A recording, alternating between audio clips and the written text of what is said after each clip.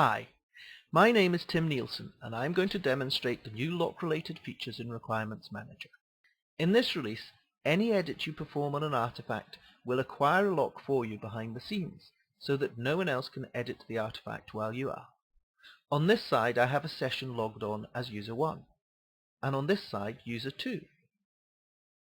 As user 1 I start to edit this artifact, and then as user 2 I am told that it is locked. This shows user 2 that it is user 1 holding the lock and the time the lock was taken. This icon shows that another user's lock exists.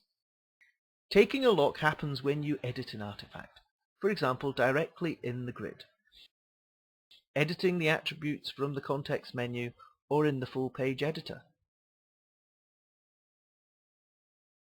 These locks are removed when you complete or cancel the edit. You can also take locks explicitly from the context menu. This, for example, allows you to edit a number of items without the possibility of other users changing any of them.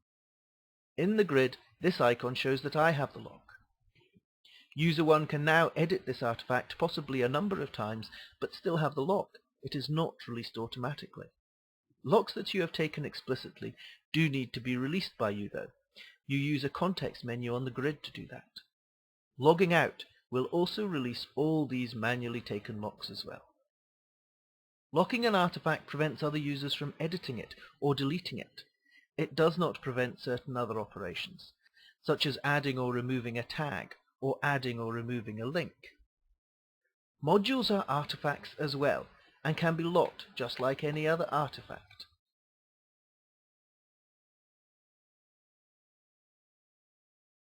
But having the lock for a module prevents certain other operations as well, operations that alter the structure of the module. These are adding artifacts into a module, removing them, or reorganizing the hierarchy with copy, move, or promote, demote.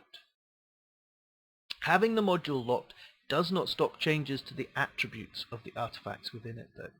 As you can see, user 2 can save a change to this module even though user 1 has the lock.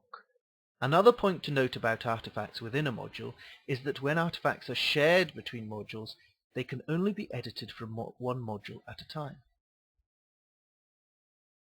For wrapped objects, artifacts of a type that cannot be edited directly in Requirements Manager, you can take a more persistent lock.